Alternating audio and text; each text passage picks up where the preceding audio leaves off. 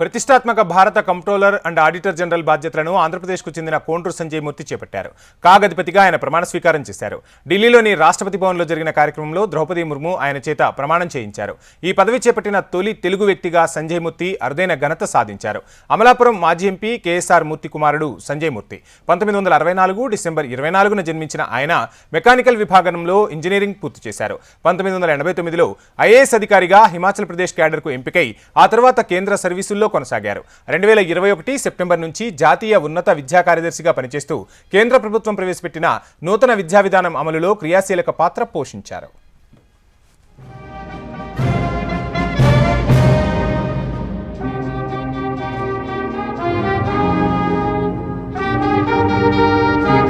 मैं कोंड्रू संजय मूर्ति जो भारत का नियंत्रक महालेखा परीक्षक नियुक्त हुआ हूँ, जो भारत का नियंत्रक महालेखक परीक्षक नियुक्त हुआ हूँ, गंभीर प्रकार से और श्रद्धापूर्वक तथा अपनी पूरी योग्यता, ज्ञान और विवेक से अपने पद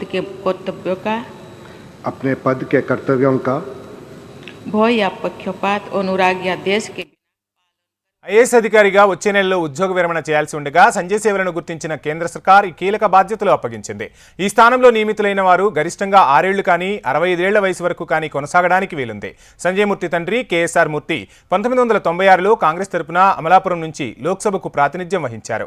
అంతకుముందు ఆయన కూడా ఐఏఎస్ అధికారిగా కేంద్ర ప్రభుత్వంలో కార్యదర్శి స్థాయిలో సేవలందించారు.